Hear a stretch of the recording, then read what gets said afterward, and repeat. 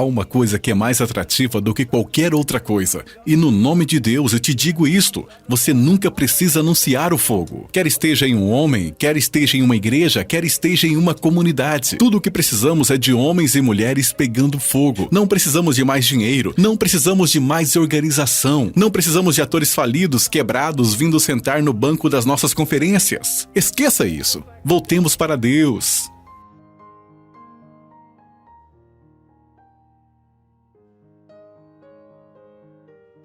Sabendo primeiramente isto, que nenhuma profecia da Escritura é de particular interpretação, porque a profecia nunca foi produzida por vontade de homem algum. Mas os homens santos de Deus falaram, movidos pelo Espírito Santo. Entenderam? Homens santos de Deus falaram, entenderam isto? Movidos pelo Espírito Santo. Lembram daquela história em Atos 26, 27, onde Paulo estava no navio e havia 270 pessoas com ele, e o navio entrou em apuros, e eles jogaram as bagagens no mar?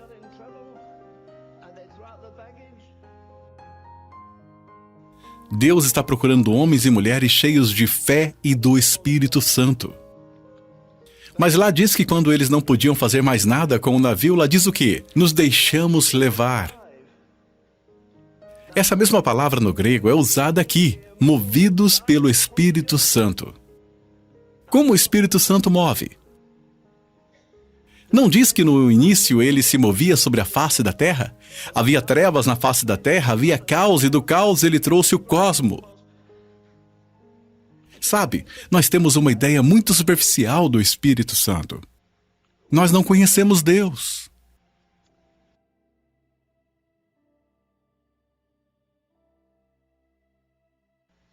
Eu demorei 6 meses para me preparar para ir por 6 dias, e aí o Senhor disse, não, então tá bom. Então eu esperei em Deus e Ele me deu essa palavra. Homens santos falaram movidos pelo Espírito Santo. A outra palavra que Ele me deu foi, como aconteceu nos dias de Noé. Só há uma resposta para a situação do mundo hoje, não só para os Estados Unidos da América, mas para o mundo. E a resposta é o avivamento Espírito Santo. Homens santos de Deus falaram movidos pelo Espírito Santo.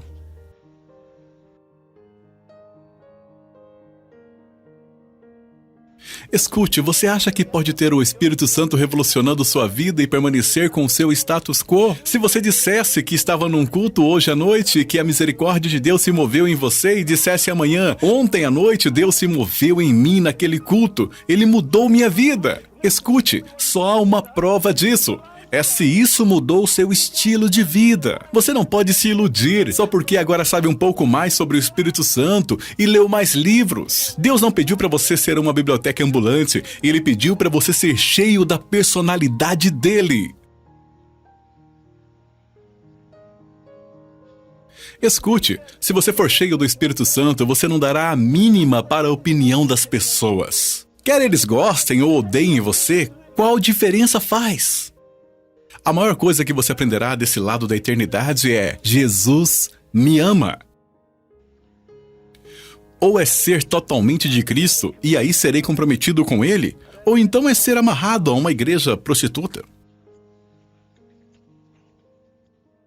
Mas qual é a próxima coisa que o Espírito Santo faz? Ele vem sobre um grupo de homens. Eles estavam reunidos no cenáculo e foram cheios do Espírito Santo. Atos 2:4. Paulo ora pelos colossenses, que sejais cheios do conhecimento da sua vontade. Quantos de vocês estão cambaleando, não sabem qual caminho seguir? Vocês jovens dizem, não sei se Deus me quer no campo missionário, se me quer aqui ou ali. Descubra a vontade de Deus e a execute. Pegue um barco e vá para Hong Kong e para King Kong na medida do possível. Enquanto você souber que está na vontade de Deus, todo o inferno se levantará contra você. E aí em Efésios 3, versículo 19, lembram desse versículo fantástico? É a coisa mais estupenda que eu conheço desse lado da eternidade. Lá diz que vocês, seres mortais, vocês podem ser cheios de toda a plenitude de Deus. Bem, a palavra grega para que sejais cheios do Espírito, na verdade, é para que estejais sendo cheios do Espírito. Não é uma coisa que acontece uma vez somente, isso está continuamente aí. Jesus diz, se vós estiverdes em mim, você não tem suas orações respondidas simplesmente porque você usa Deus como se estivesse indo às compras. Você fica com Ele todos os dias? Ele te diz para ir a um certo lugar, meditar e te mostrar toda a sua carreira crucificada. Você decidiu ser um advogado e Deus diz, você não pode ser um advogado.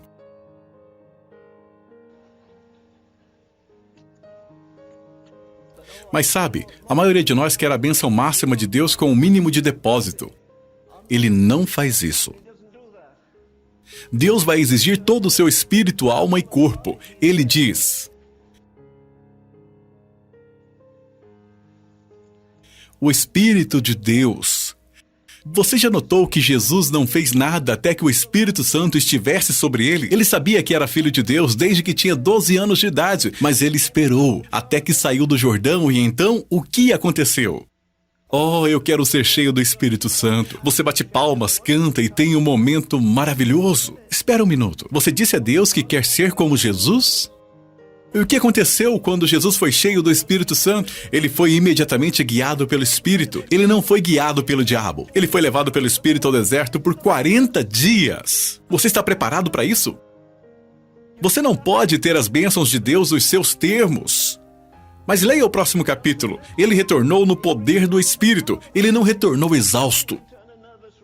O diabo tentou durante 40 dias, sexualmente, de todas as formas. Ele foi tentado em todos os pontos. E o diabo nunca se aproveitou dele porque ele era um homem cheio de Deus. Quão cheio ele era? Veja Isaías capítulo 11. Isaías capítulo 11. João 3,34 diz o quê? Pois não lhe dá Deus o Espírito por medida. Em João 3,34, mas aqui em Isaías 11, escutem. Porque brotará um rebento do tronco de Jessé e das suas raízes um renovo frutificará e repousará sobre ele o Espírito do Senhor. Ouviram isso? O Espírito do Senhor, o Espírito de sabedoria, número 2, o Espírito de entendimento, número 3, o Espírito de conselho, número 4, o Espírito de fortaleza, número 5, o Espírito de conhecimento, número 6, e de temor do Senhor. E não julgará segundo a vista dos seus olhos, nem repreenderá segundo o ouvir dos seus ouvidos, mas julgará com justiça. E aí, meus queridos amigos, vocês não desejam que essas coisas fossem exercitadas na sua igreja? Que seus pregadores ou diáconos tivessem o espírito de sabedoria, o espírito de conhecimento, o espírito de poder, o espírito de revelação? Nós não obtemos isso apenas indo a um culto em uma noite. Se isso acontecesse nos dias de Wesley ou 100 anos atrás, você diria, bem, naquela época era diferente. O que era diferente? A natureza humana é a mesma, não é? A dor não é a mesma? Homicídio não é a mesma coisa? Embriaguez não é a mesma coisa? Por que, em nome de Deus, damos tantas desculpas? O inferno é o mesmo, o céu é o mesmo. Eu espero trazer a vocês uma mensagem ardente sobre o trono do julgamento de Cristo. Então, homens santos de Deus falaram movidos pelo Espírito Santo. Mas você pode ser movido emocionalmente. Você vai aos cultos e se emociona. Quantas vezes você fez compromissos? Diga! Se comprometeu a entregar-se mais, se comprometeu a orar um pouco mais, comprometeu-se com isso. Você pode se comprometer 100 vezes. Quantas vezes um homem é crucificado? Esse é um compromisso só. Os pregadores amam dizer, tivemos uma manhã de domingo adorável, as pessoas vieram à frente. Vir à frente não significa mais nada. E um dia eu tive que ir a uma igreja em uma cidade chamada Orange Grove. E quando eu fui ao púlpito, eu estava no mesmo lugar que Augustus M. Toplett ficava.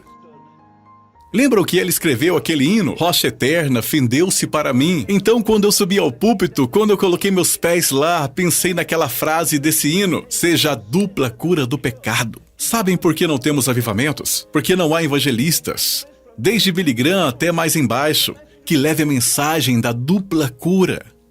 Wesley disse, eu fui para lá e para cá, fui para Manchester, fui para Londres, e eu ofereci Cristo aos homens. Homens santos andaram movidos pelo Espírito Santo. Falaram movidos pelo Espírito Santo. Então eu vou para a cama às 21 horas, acordo meia-noite ou 1 ou 2 horas da manhã e espero em Deus. Homens andaram movidos pelo Espírito Santo. Escutem, deixem eu lhes dizer, de 2 coisas, uma vai acontecer se você for cheio do Espírito Santo. Ou sua vida de oração vai ser revolucionada, ou alguma outra coisa.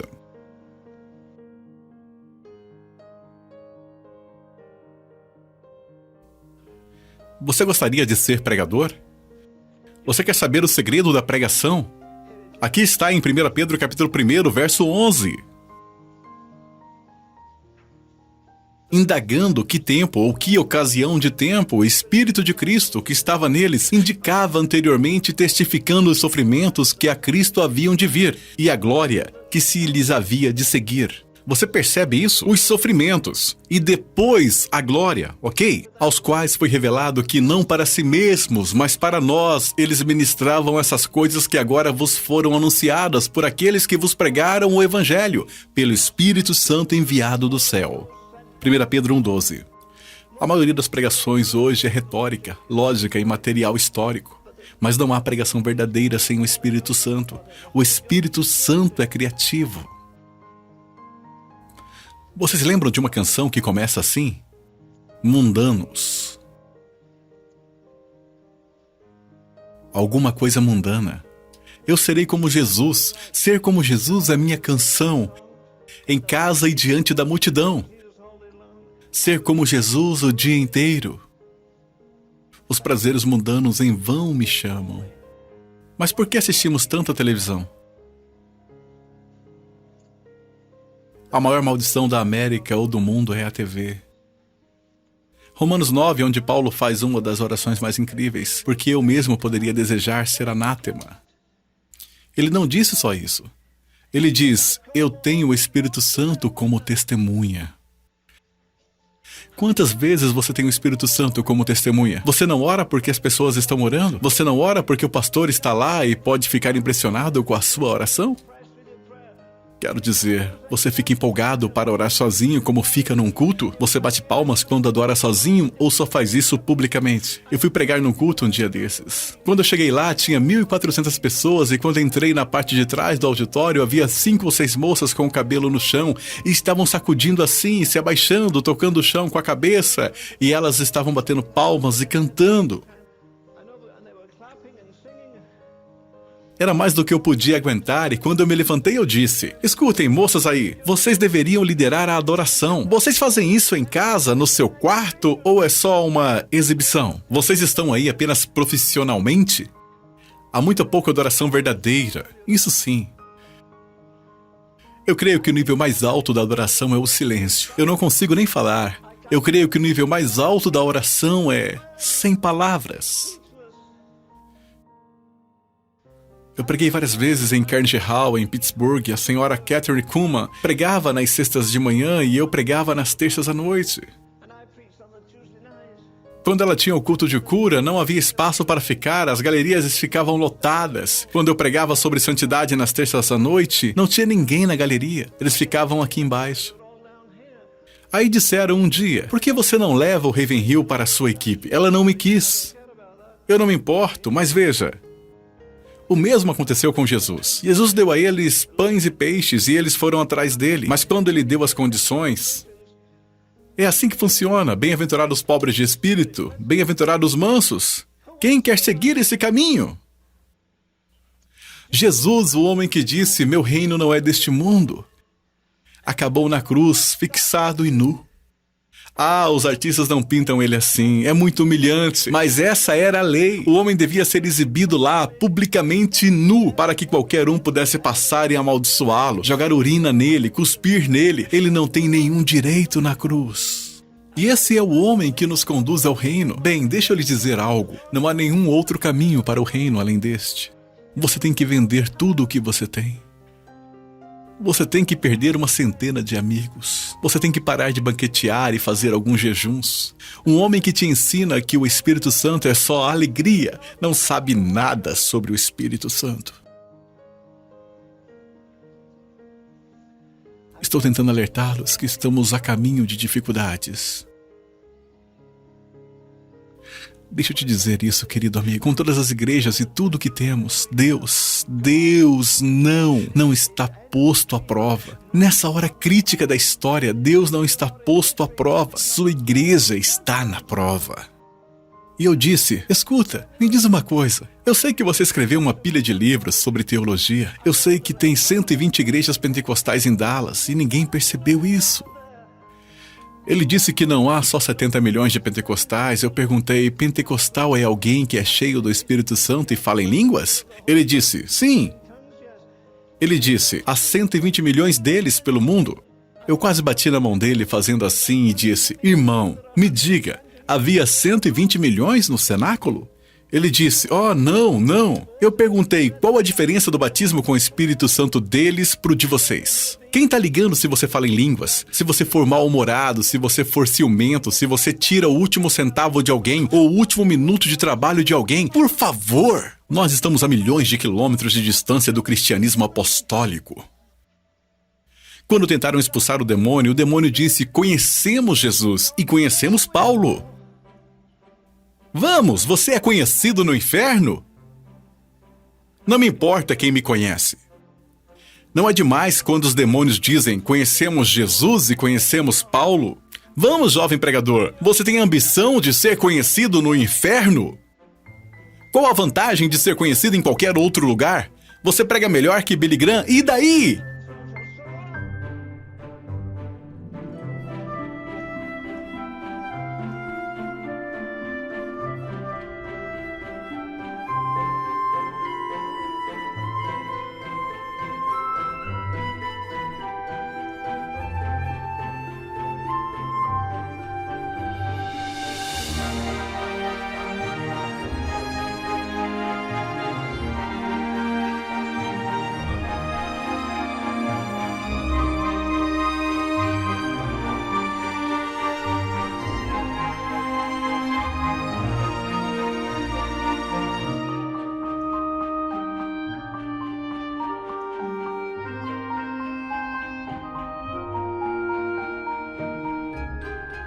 Mas você não pode ter o Espírito Santo sem revolução. Um dos homens mais incríveis que nós nos esquecemos foi George Fox. E George Fox era cheio do Espírito Santo. Ele ia pra prisão com muita frequência. Ele estava descendo a rua um dia e Deus disse, tire seus sapatos. Ele tirou e colocou no pescoço. Erga tuas mãos, ande pela cidade, grite o mais alto que puder. Ai da sangrenta cidade de Linkfield. Quando a Marta e eu passávamos por lá, eu dizia, Marta, George Fox passava por essa cidade com as mãos erguidas. Ele passava pela cidade clamando, ai da sangrenta cidade de Linkfield. Então, meses depois, ele foi a uma casa em uma noite. Eles o estavam esperando para o jantar e o dono da casa disse, as criadas não estão prontas ainda. Era uma casa grande. Ele disse, você podia esperar na minha biblioteca e ler um pouco, por favor? Aí George Fox foi e pegou um daqueles livros grandes. Eles eram todos de couro, sabe, coisas grandes. E ele desceu o livro e o abriu. E enquanto ele abria, ele viu letras grandes em inglês clássico, Lickfield. Ele pensou, bem, é por isso que eu andei por essa cidade descalço clamando, ai da sangrenta cidade de Litchfield. Porque Deus permitiu que eu abrisse aqui. Então ele abriu em Litchfield e leu o que dizia lá. 200 anos antes de George Fox andar por aquela cidade, 200 cristãos foram martirizados. Entre eles foram mortos exatamente no mesmo lugar que ele passou. E Deus disse para ele, o sangue deles clama da terra através de ti. Que experiência! Porque ele vive. Vocês conhecem esse hino maravilhoso? Vamos cantar. Porque ele vive. Posso enfrentar o amanhã. Porque ele vive. Temor não há. E porque eu sei que ele detém o futuro.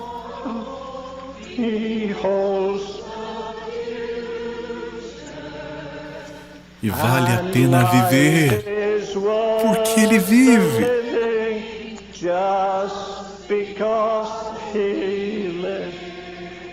Oh, cantemos de novo, vocês quase conseguiram. Porque ele vive, cante. Posso enfrentar o amanhã.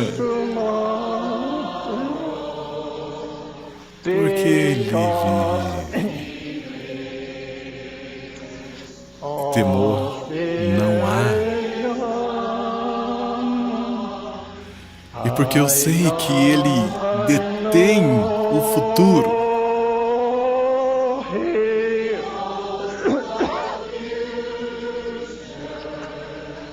e vale a pena viver. Por quê? Porque Ele vive. Just because He lives. Veja o final do Evangelho conforme escreveu Lucas.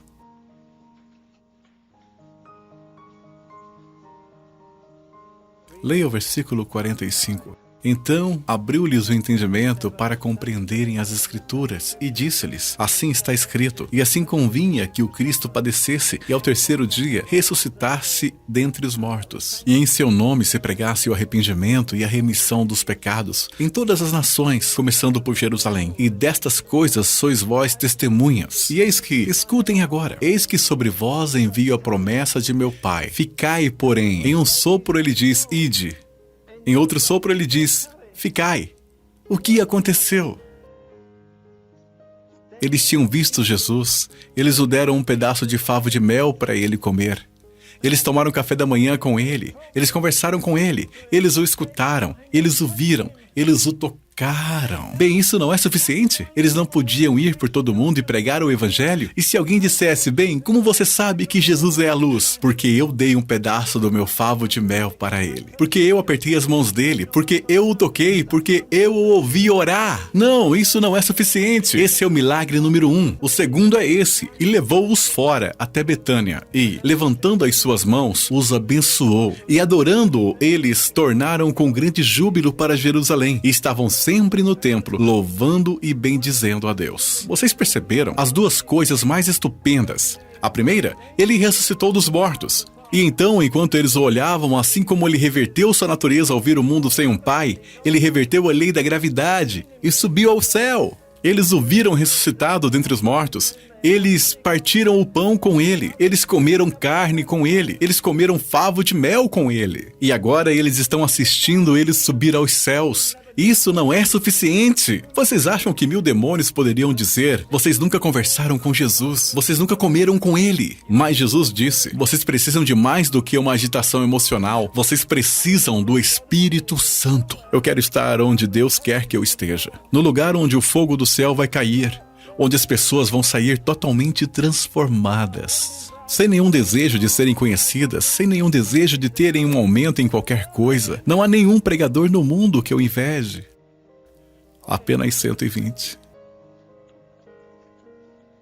Cheios do Espírito Santo. Movidos pelo Espírito Santo.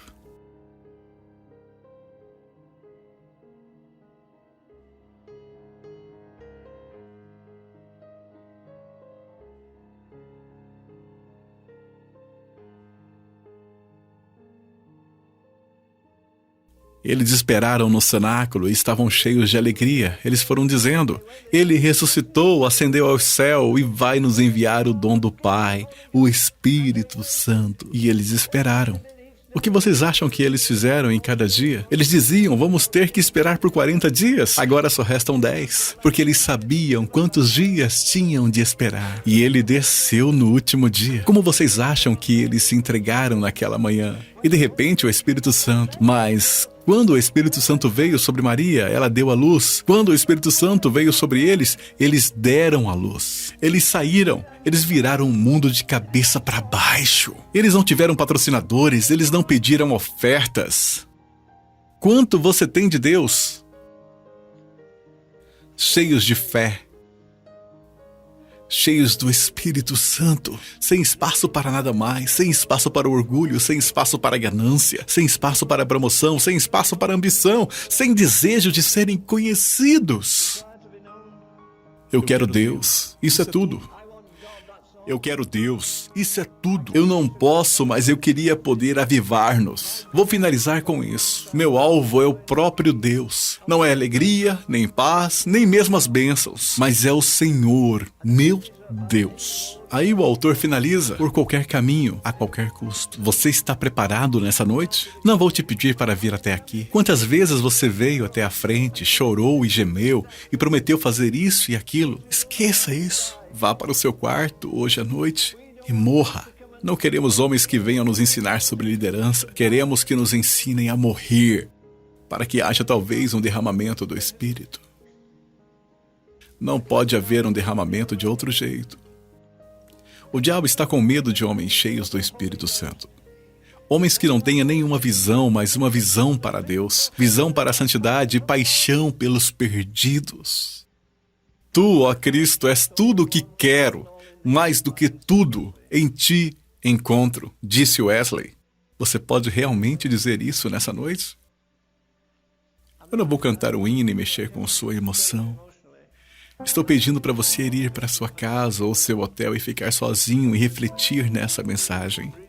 Leia de novo e diga: Senhor, eu quero ser movido pelo Espírito Santo. Escute, se ele entrar, as outras coisas têm que sair. Cada área em você que for impura, ele vai limpar, toda obstrução ele vai retirar, e a partir de hoje você será sabedoria divina, entendimento divino e força divina.